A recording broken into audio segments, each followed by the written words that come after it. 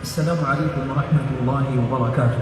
وعليكم السلام ورحمة الله وبركاته. بسم الله الرحمن الرحيم. الحمد لله الذي أنزل على عبده الكتاب ولم يجعل له عوجا. الحمد لله الذي نزل الفرقان على عبده ليكون للعالمين نذيرا. وأشهد أن لا إله إلا الله وحده لا شريك له، أنزل كتابه رحمة وحجة وهداية للأمة الإسلامية.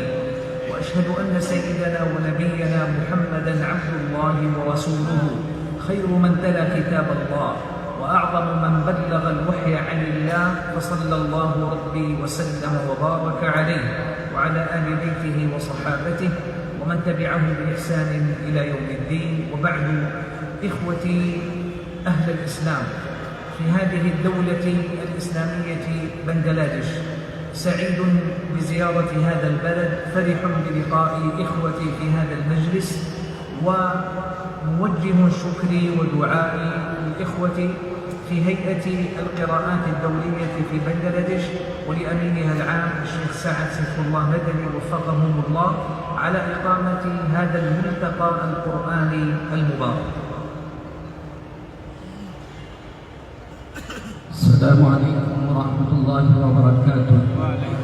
بسم الله الرحمن الرحيم، والصلاة والسلام على نبيه الكريم وبعد।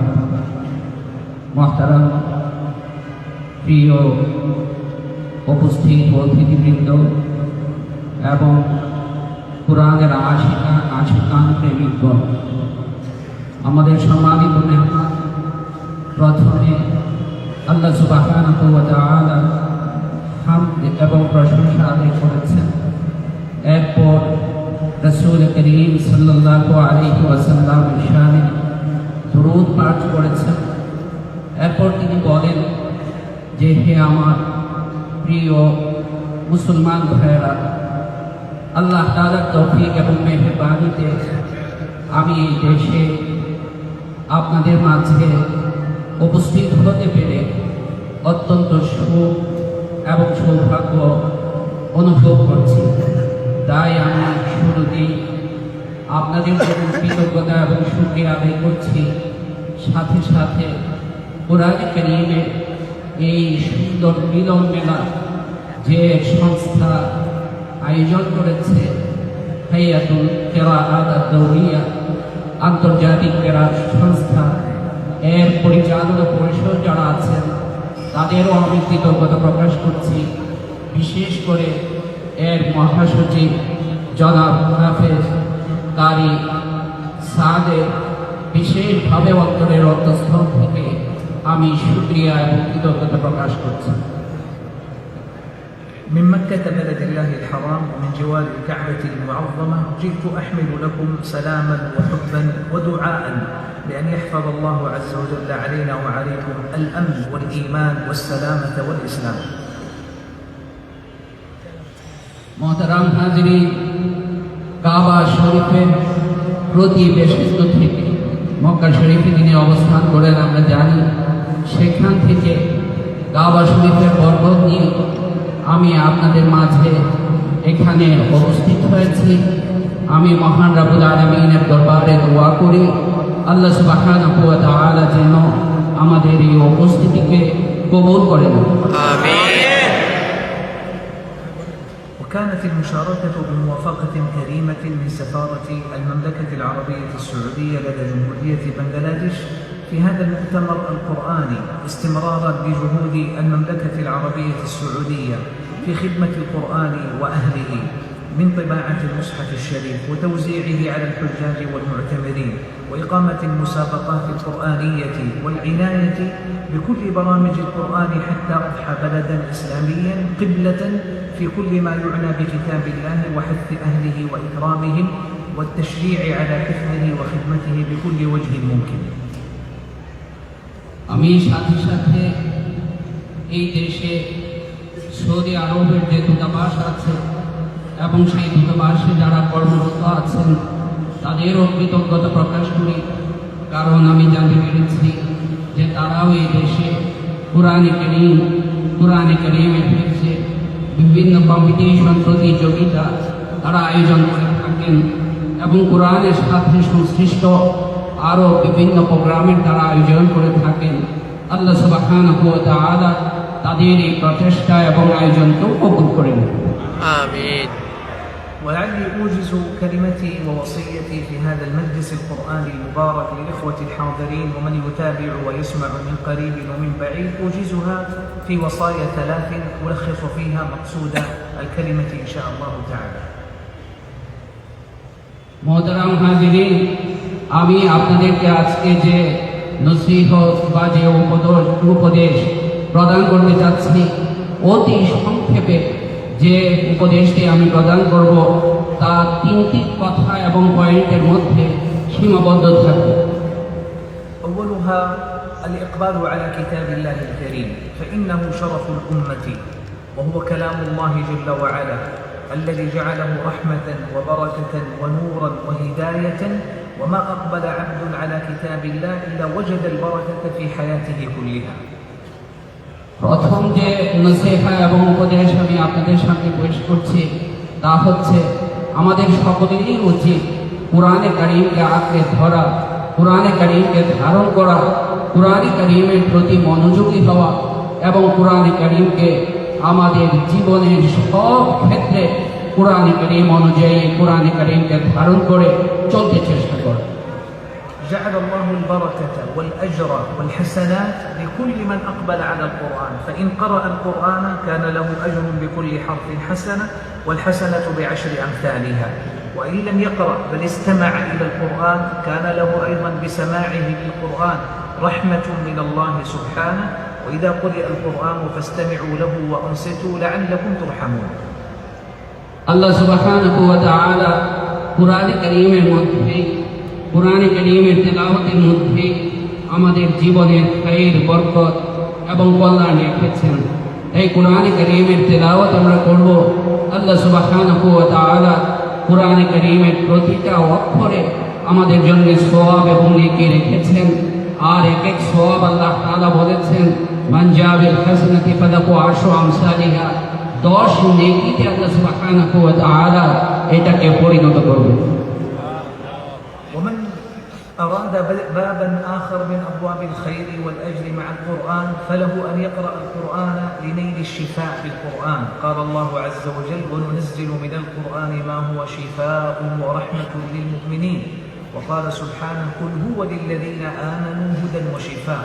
فشفاء القرآن بركة من بركاته لمن نوى أن يحصل بقراءة القرآن شفاء لأمراض القلوب والأبدان. কুরআনে কারীমের তেলাওয়াতকে আল্লাহ সুবহানাহু ওয়া তাআলা আমাদের জন্য যেমন তার রহমতে করেছেন, কুরআনে কারীমের তেলাওয়াতের আরেকটা দিক হচ্ছে, কুরআনে কারীমের আরেকটা পরিচয় হচ্ছে যে আল্লাহ সুবহানাহু ওয়া তাআলা ইরশাদ করেছেন ওয়া নুনাজ্জিলু মিনাল কুরআনি মা হুয়া শিফা। এই কুরআনে কারীম আমাদের আত্মার ব্যাধি প্রতিষেধক স্বরূপ, আর কুরআনে কারীম আমাদের আরোগ্য স্বরূপ। আল্লাহ তাআলা কুরআনে কারীমে অন্য আয়াতেও এই বিষয়টির কথা উল্লেখ করেছেন। وأيضا فمن بركات القرآن الكريم تدبره، وهذا لا يحصل إلا بفهم معانيه ومعرفة أسباب نزوله والأحكام والحكم والأسرار التي أودعها الله عز وجل في كتابه العظيم، فيحصل تدبر القلوب ونور العقول وبركة الحياة بتدبر القرآن. কুরআনে কারীমের আরেকটা বরকত এবং কুরআনে কারীমের প্রতি আমাদের আরেকটা করণীয় হচ্ছে যে কুরআনে কারীমের যে অর্থ আছে, মর্ম আছে, তা নিয়ে আমরা চিন্তা ফিকির করব, তা নিয়ে আমরা গবেষণা করব। আল্লাহ সুবহানাহু ওয়া তাআলা কুরআনে কারীমে যে বিধিবিধান উল্লেখ করেছেন, যে হেদায়েত এবং দিক নির্দেশনা আমাদেরকে দিয়েছেন, তা আমরা অনুধাবন করব। আর অনুধাবন করলে আমাদের হৃদয়ের মধ্যে একটা অনুভূতি, একটা উপলব্ধি আসবে এবং এতে আমাদের হৃদয় যেমন আলোকিত হবে, আমাদের মেধা, আমাদের বিবেক, আমাদের আকলও আলোকিত হবে। الوصية الثانية إخوتي الكرام أن يكون لحياتنا مع القرآن علاقة واسعة تمتد إلى الصحبة مع كتاب الله الكريم بأن نكون أصحابا للقرآن العظيم. আমার দ্বিতীয় উপদেশ হচ্ছে, নসিহা হচ্ছে যে কোরআন কারীমের সাথে আমাদের সম্পর্কটা হবে এত বেশি যে আমরা আহলুল কোরআন, আসহাবুল কোরআন, কোরআনের সঙ্গী আমরা হয়ে যাব। আমরা আমাদের জীবনটাকে, সময়টাকে কোরআন কারীমের সান্নিধ্যে, কোরআন কারীমের ছায়াতলে আমরা অতিবাহিত করব। صحبة القرآن تعني معنى أعظم وأكبر من تلاوته فقط أو حفظه فقط، بل هو حفظ وتلاوة واستماع وتدبر وخشوع وخشية واستشفاء وكل المعاني التي جعلها الله في القرآن يعيشها أصحابها مستمتعين بحياتهم مع القرآن. কোরআন কারীমের সাথে যে বসবাস করবে, কোরআন কারীমের তিলাওয়াত করবে, কোরআন কারীম মুখস্থ করবে, কোরআন কারীমের অর্থ মর্ম অনুধাবন করবে, বুঝবে, কোরআন কারীমই যার জিন্দেগি হয়ে যাবে, তার চাইতে সৌভাগ্য, তার চাইতে রহমতে আর কেউ হতে পারে। وهذا لا يكون إلا لمن كان مع القرآن في كل يوم وليلة، لا يتركه يوما ولا يغيب عنه ليلة، هو مع القرآن إما بالتلاوة أو بالاستماع أو بالتدبر أو بالفهم أو بالتعلم أو بالتعليم، يعيش حياته صحبة حقيقية لكتاب الله. এটা তো একমাত্র তার জন্যই হবে যে তার দিন রাতটাকে কোরআন কারীমের সাথে কাটাবে, কোরআন কারীম কিছু মুখস্থ করবে, কোরআন কারীম তিলাওয়াত করবে, এর তাফসীর, এর মর্ম সে বুঝবে, তখনই কোরআন কারীমের যে প্রকৃত সান্নিধ্য, এই জিনিসটা আমাদের লাভ হবে। ومن بلغ الصحبة الحقيقية مع القرآن نال الكرامة التي أخبر عنها النبي صلى الله عليه وسلم بقوله: اقرأوا القرآن فإنه يأتي يوم القيامة شفيعا لأصحابه. شفاعة القرآن أن يشفع القرآن لأصحابه، ولا يكون ذلك إلا لمن حقق صحبة مستمرة مع القرآن. কোরআন কারীমের এই প্রকৃত সান্নিধ্য এবং সাহচর্য যে গ্রহণ করবে, সেই মৌলিকভাবে কোরআন কারীমের যে পুরস্কার, কোরআন কারীমের যে উপকারটা আল্লাহ রাসূল সাল্লাল্লাহু আলাইহি ওয়াসাল্লাম তার হাদিসে ইরশাদ করেছেন যে এই কোরআন আমার জন্য রোজ আখিরাতে কিয়ামতে সুপারিশকারী হিসাবে ইনশাআল্লাহ হবে। الوصية الثالثة والأخيرة أن يكون لنا أيها المسلمون في تعاملنا مع القرآن الأدب الكبير ونحن نتعامل مع كتاب الله سبحانه وتعالى. তৃতীয় নম্বর আমার উপদেশ হচ্ছে যে কোরআন কারীমের যে ব্যবহারিক জিন্দেগি আছে, সেই ব্যবহারিক জিন্দেগিটাকেও আমাদের জীবনে বাস্তবায়ন করা, এবং ব্যবহারিক জিন্দেগি যখন আমরা বাস্তবায়ন করতে পারবো, তখনই আল্লাহ সুবহানাহু ওয়া তাআলা আমাদের জীবনটাকে আলোকিত করে দেবেন। وقد اهتم علماؤنا الكرام ببيان أدب التعامل مع القرآن، لأنه من الأدب مع الله أن نتأدب مع كلامه سبحانه وتعالى. তাই কোরআন কারীমের সাথে আমাদের আদব রক্ষা করতে হবে, কারণ আমরা জানি এই কোরআন কারীম হচ্ছে আল্লাহর কালাম। তাই কোরআন কারীমের সাথে আদব রক্ষা করা মানে হচ্ছে আল্লাহর সাথে আদব রক্ষা করা, সেটা আমাদের জন্য অত্যন্ত অপরিহার্য একটা বিষয়। ومن الآداب لتعاملنا مع القرآن الكريم الطهارة قبل مس المصحف، واستقبال القبلة، واستعمال السواك، واختيار المجالس الطاهرة النظيفة التي تليق بكتاب الله تعالى. কোরআন কারীমের সাথে যে সমস্ত আদাব আছে, এর মধ্যে অন্যতম হচ্ছে আমি প্রথমে পবিত্রতা অর্জন করব, ওযু করে নিব, এরপর কিবলামুখী হয়ে বসবো, এরপর আমি কোরআন কারীম তিলাওয়াত করতে শুরু করব।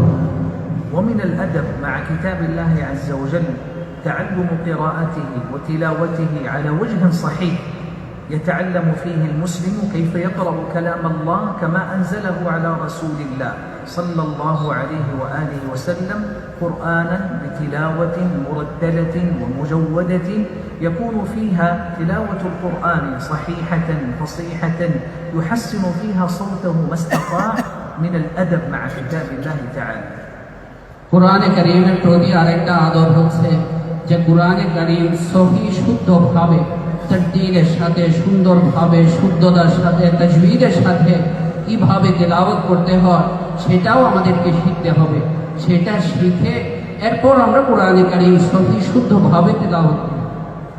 ومن الأدب مع كتاب الله سبحانه وتعالى الإنصات له عند الاستماع إلى تلاوته وعدم الانشغال عنه أو الإعراض عنه، فضلا عن الصخب أو الضجيج الذي يصحب تلاوة كتاب الله. فإن مجلس قراءة كتاب الله الكريم ينبغي أن يحفه من الأدب ما نستشعر فيه أن الملائكة الكرام عليهم السلام تحف أهل المجلس الجالسين لتدارس كتاب الله الكريم. কোরআনে কারীমের তেলাওয়াতের সাথে আরেকটা বড় আদব হচ্ছে আমি যথাসম্ভব যত সুন্দর কণ্ঠে সুন্দরভাবে কোরআনে কারীম তেলাওয়াত করা যায় আমি সেভাবে তেলাওয়াত করার জন্য চেষ্টা করব, এবং এই ধ্যান আমার ভিতরে আমি জাগ্রত করব যে আমি যখন কোরআনে কারীম তিলাওয়াত করি বা যে মাজলিসে কোরআনে কারীম তিলাওয়াত হয় সেই মাজলিসকে আল্লাহর পক্ষ থেকে ফেরেশতারা এসে পরিবেষ্টন করে নেয়, ঘিরে নেয়। সুবহানাল্লাহ। তো এই ধ্যান নিয়ে আমি কোরআনে কারীমের তিলাওয়াত করি।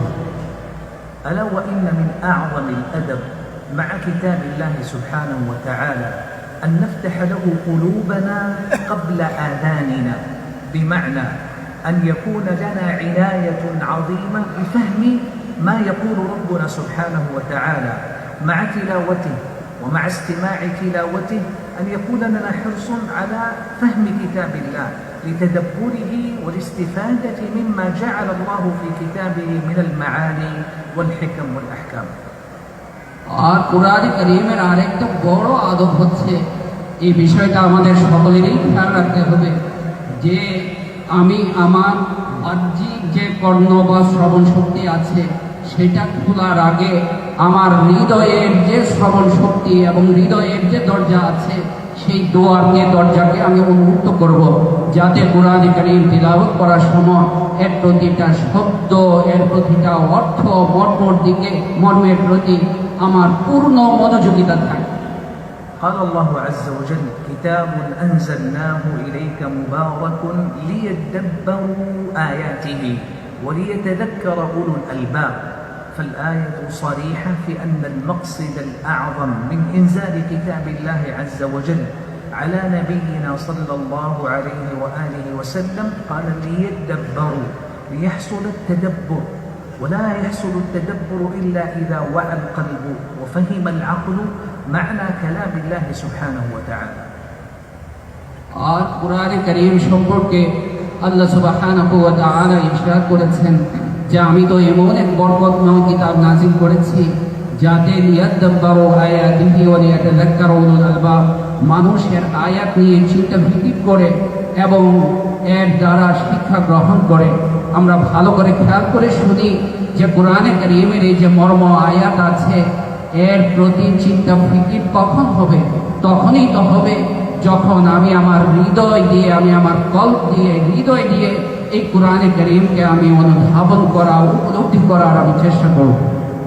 قال الإمام الحسن البصري رحمه الله وهو سيد من سادات التابعين قال: أنزل الله عز وجل كتابه ليتدبر ويعمل به فاتخذوا تلاوته عملا.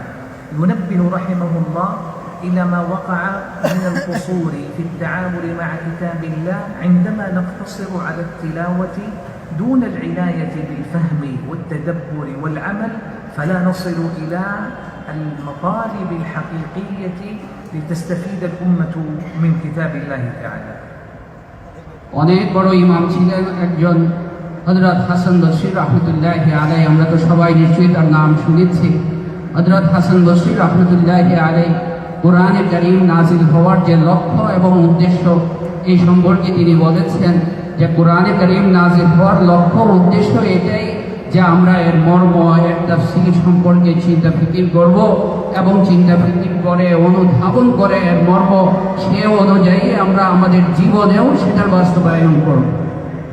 كلام الله عظيم وعظمته تؤثر في الأسماع وفي القلوب بمجرد سماع كلامه سبحانه، فما أعظمه لو كان مع سماع كلام الله سبحانه وتعالى فهم بما يريد الله منا بكلامه. فالقرآن كلام الله وهو خطاب لنا أمة الإسلام، فنفهم ماذا يريد منا ربنا ونحن لا نقتصر على التلذذ بتلاوته وسماعه ونحرم من بركة معناه وتدبره وحياة القلوب به. কোরআনে কারীম এমন এক কিতাব, যে কিতাব আল্লাহ যেমন মহান সুমহান, আল্লাহ কালামও এরকম সুমহান আল্লাহ তাআলা করেছেন।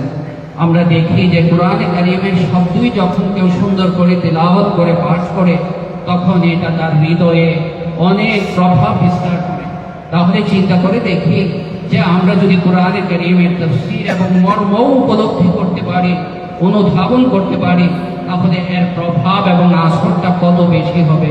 সুতরাং ভাইয়েরা আমার, আমরা যেন কেবল কোরআনে কারীমের তেলাওয়াতের যে বাহ্যিক কেরাত, বাহ্যিক যে সুর এবং কণ্ঠের সৌন্দর্য, এটার মধ্যেই যেন আমরা সীমাবদ্ধ না থাকি, বরং সাথে সাথে এর যে মূল মর্ম, আল্লাহ সুবহানাহু ওয়া তাআলার যে মূল আবেদন, যেটা আল্লাহ তাআলা আমাদেরকে করেছেন, সেটার প্রতিও যেন আমরা মনোযোগী হই।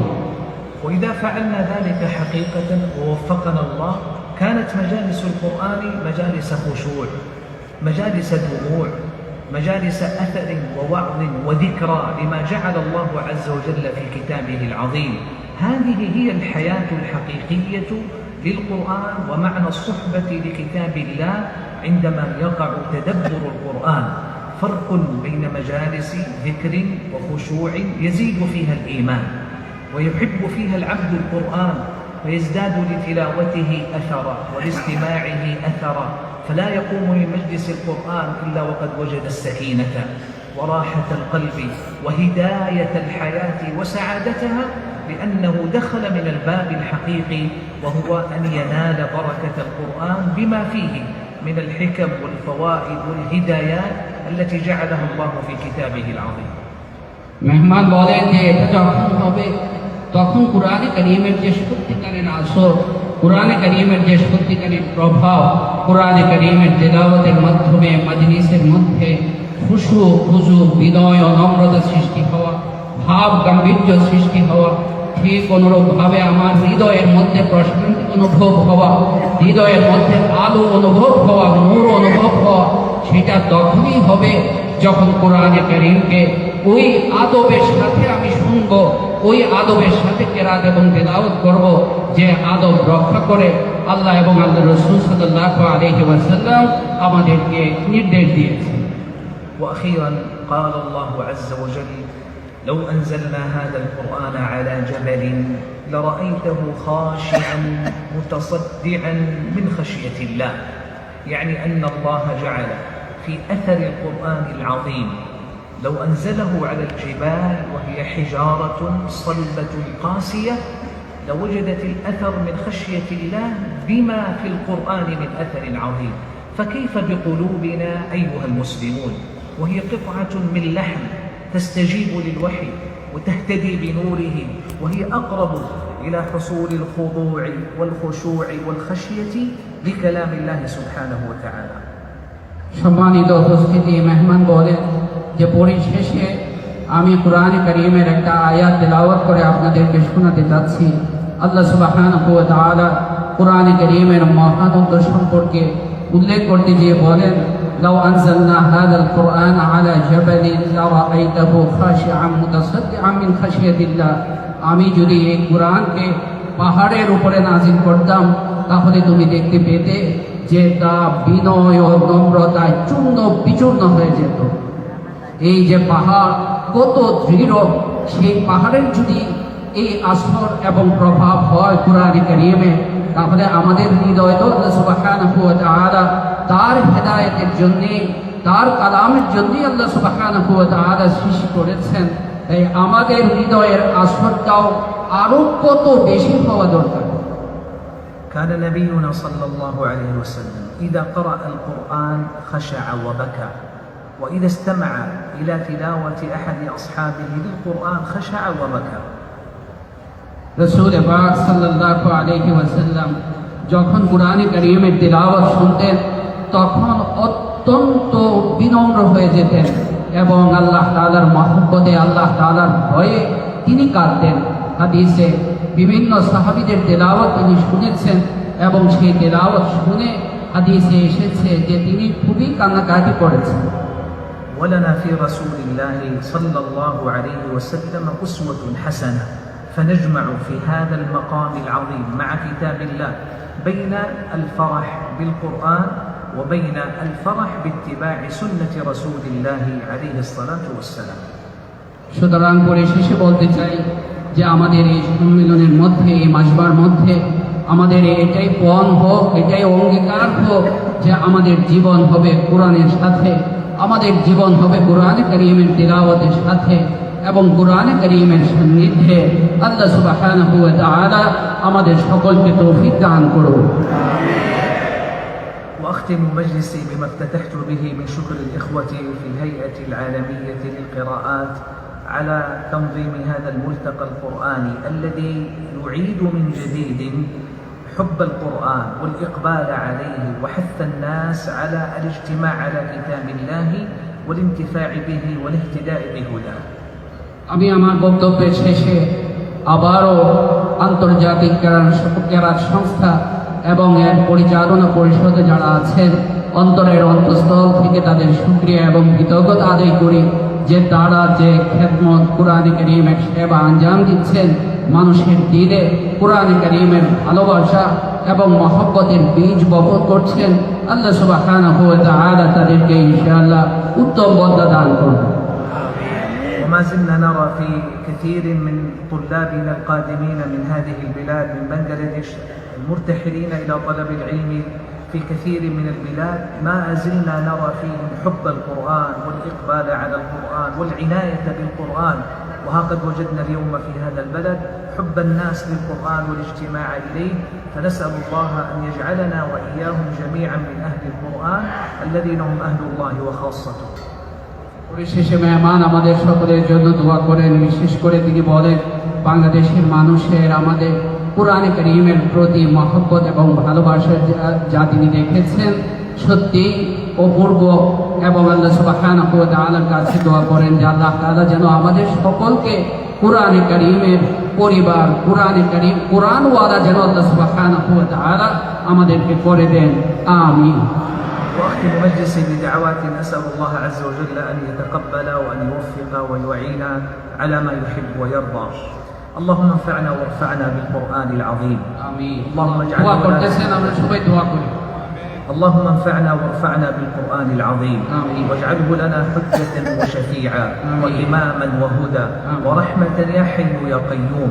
اللهم علمنا من القرآن ما جهلنا وذكرنا منه ما نسينا، وارزقنا تلاوته آناء الليل وأطراف النهار على الوجه الذي يرضيك عنا. اللهم انفعنا وارفعنا بالقرآن العظيم. اللهم إنا عبيدك بنو عبيدك بنو إمائك نواصينا بيدك ماض فينا حكمك عدل فينا قضاؤك. نسألك اللهم بكل اسم هو لك سميت به نفسك أو أنزلته في كتابك أو علمته أحدا من خلقك أو استأثرت به في علم الغيب عندك أن تجعل القرآن العظيم ربيع قلوبنا اللهم آمين. ونور صدورنا وجلاء أحزاننا وذهاب همومنا. اللهم اجعل القرآن العظيم لقلوبنا ضياء ولأبصارنا جلاء ولأسقامنا دواء. اللهم ارفع قدرنا عندك وبين خلقك بكتابك العظيم، وارزقنا يا رب تلاوته حق تلاوته والقيام به حق القيام. اللهم أحينا بالقرآن واجعله لنا صاحبا في الدنيا والآخرة يا ذا الجلال والإكرام. اللهم ونسألك بأسمائك الحسنى وصفاتك العلى كما وفقتنا لتلاوته أن توفقنا لتدبره وفهمه وإحياء القلوب بآياته يا حي يا قيوم. اللهم أحينا مسلمين وتوفنا مسلمين وألحقنا اللهم بالصالحين. لك الحمد ربنا حتى ترضى، ولك الحمد إذا رضيت، ولك الحمد بعد الرضا. اللهم إنا نسألك من كل خير خزائنه بيدك، ونعوذ بك من شر كل ذي شر أنت آخذ بناصيته. ونسألك يا رب فواتح الخير وخواتمه وجوامعه وأوله وآخره وظاهره وباطنه، ونسألك الدرجات العلى من الجنة يا رب العالمين. اللهم بارك لنا فيما بقي من رجب وفي شعبان وبلغنا شهر رمضان شهر القرآن آمين. بفضلك ومنتك يا ذا الجلال والإكرام، ونحن في عفو وعافية وأمن وإيمان يا حي يا قيوم. ربنا اغفر لنا ولوالدينا وارحمهم كما ربونا صغارا، اللهم اجزهم خير الجزاء وأكرمه وأوفاه يا حي يا قيوم. ووفق يا ربي ولاة أمورنا لكل خير وهدى وسداد ورشاد، وأصلح بهم البلاد والعباد يا منان يا ذا الجلال والإكرام. ربنا آتنا في الدنيا حسنة وفي الآخرة حسنة وقنا عذاب النار. سبحان ربك رب العزة عما يصفون وسلام على المرسلين والحمد لله رب العالمين، وصلى الله وسلم وبارك على عبده ورسوله سيدنا ونبينا محمد وعلى آله وصحبه أجمعين. برحمتك يا أرحم